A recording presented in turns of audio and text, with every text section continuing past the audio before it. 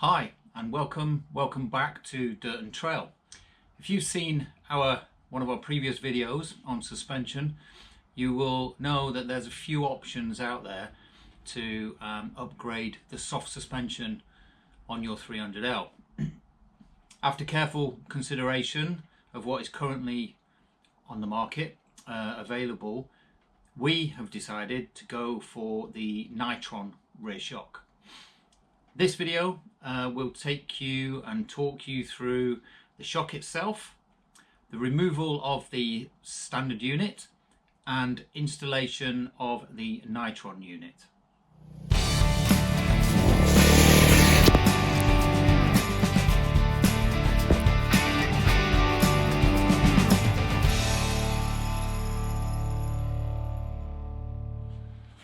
So before we start, we have the luxury of having two 300Ls here. So one of which we have the Nitron already installed, one still with the standard shock on. So we're going to do some measuring and show you what the laden weight is of each, and also with the weight on, so we can compare the difference between the two before we do the install. Of the standard shock, from the bottom of the helmet catch, as you can see here, down to the rear wheel nut is 51 centimeters. So with me sat on, this is coming out at, what is it, Andy? 44 centimeters. 44 centimeters. So it's 7 centimeters after, Yeah. 7 centimeters less after taking your weight.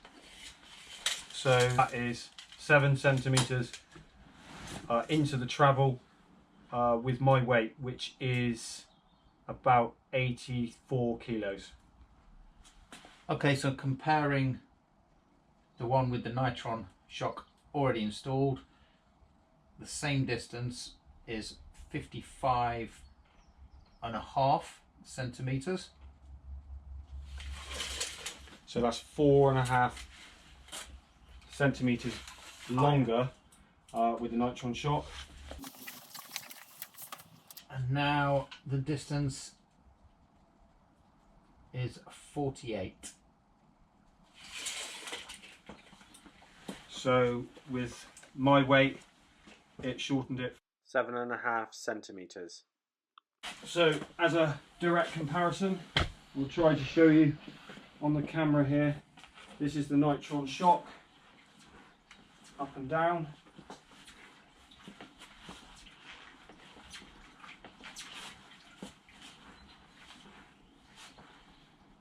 And this is the standard shock.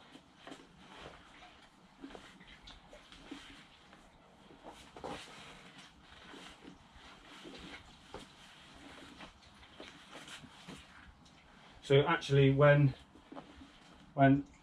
pushing down on the bike like this, or as you may see it in the showroom, there's actually, it's definitely different, but there's not as much of a difference as you might expect considering how soft the standard suspension is. This is the standard one as it comes, and then I'll just scoot across to the other bike which has the Nitron shock pre-installed. You can see straight away a difference with the thickness of the spring. Okay, so before we start, this is what you receive. So inside the box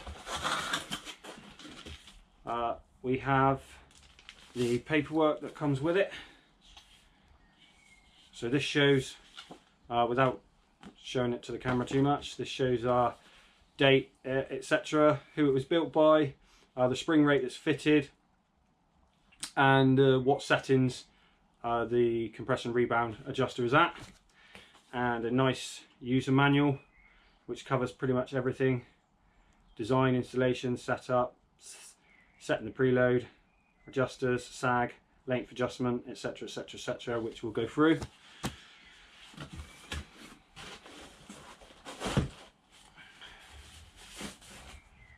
And there is a nice shiny unit. So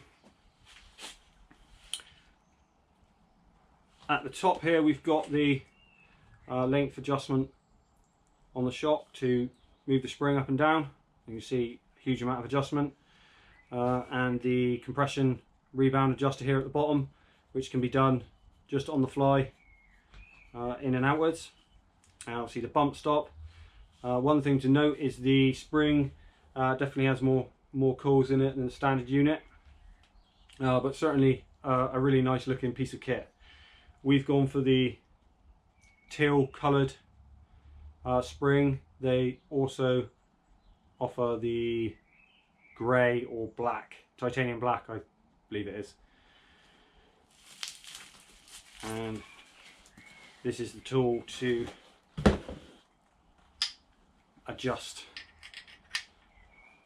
the top, as you can see there. So that's quite handy. Don't need to get your fingers in there, so it can be easily done. So here, as you can see, this is the standard unit that's come off of the other bike. A direct comparison against the Nitron one. And if I can show it well on the camera, the heights are very similar, the Nitron being slightly shorter actually. So this is for Andy, who is 5'8" on a good day. So another quick point to note here, that I'm 6 foot and 84 kilos. Andy is 5'8", 9-ish, and 74 kilos. And the spring rate fitted to mine is 425 pounds, as opposed to the one for Andy's, which is 400. So it goes to show the difference in the spring rate, and with these shocks they are customized and set up to your specific weight and requirements. Okay, so the first bolt to undo is the top shock mount bolt that hopefully you can see me pointing to in here, and he's got the spanner on it already. So we're going to loosen that off, but we're not going to take it all the way out. We'll do that in a second when we've removed the bottom side.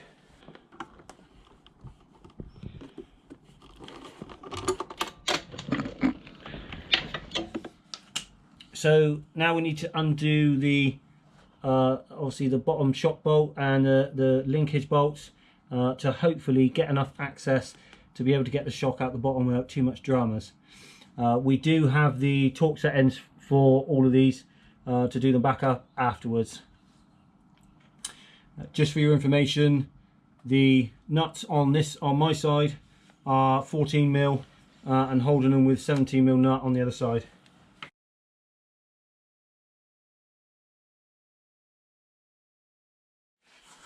So quick point here to note, guys, just taking out the bottom link, is to make sure that the rear wheel is off the floor, so the weight is off the bike. Otherwise you might struggle to get these out. So if you do struggle, just try and take the weight of the rear wheel slightly, and it should come out nice and easily.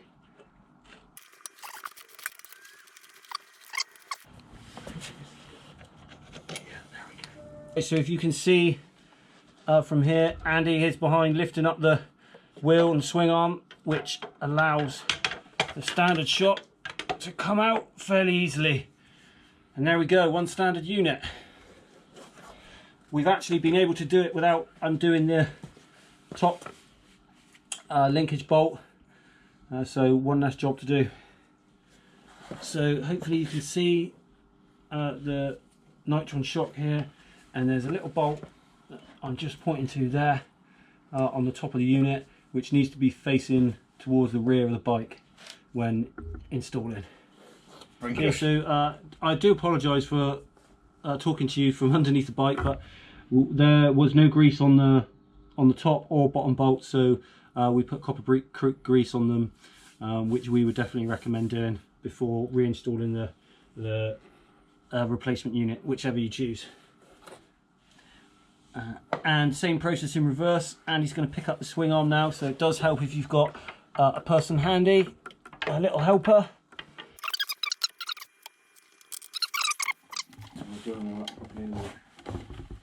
Okay, now we're going to do the bottom shock bolt. Again, copper grease on there, and in we go.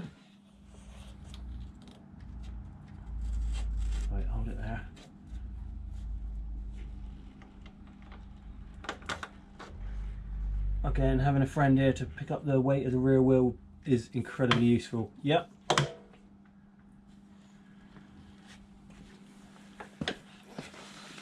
Okay, and same with the bottom. Go.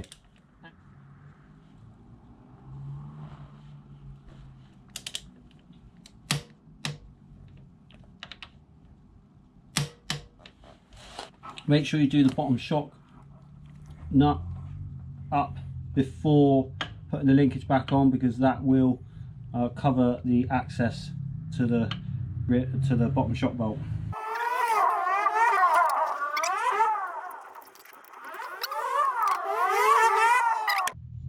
Okay, ready? No. Yes.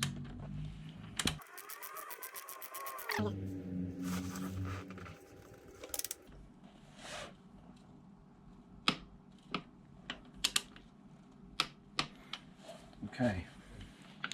So just a note, guys, the bolts that we've done is the bottom shock bolt and the bottom linkage bolt and the top shock bolt, all of which are 32 foot-pounds or 44 Newton meters for the torque settings. Okay, so everything's been torqued up to spec, and here we have the shock installed.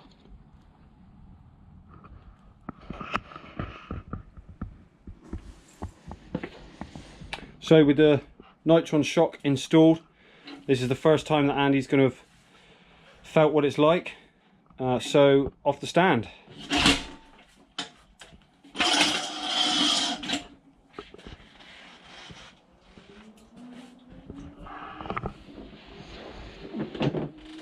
Seems a little bit taller, and it's certainly stiffer than the standard shock. When I'm compressing the back end, it's taking more force, but no, it feels good. Now to see what it's like off-road. So just a final point to note, definitely much easier with the bike on a stand. So if you can prop it up to get the weight off the rear wheel, that will save you lots of hassle getting the linkage bolts out. So definitely recommended if you can. Hope this has provided some value for anyone thinking of doing it. It's certainly a easy enough job. You would need a torque wrench and some copper grease, definitely advised. So yeah, good luck. Let us know how you get on. Thank you.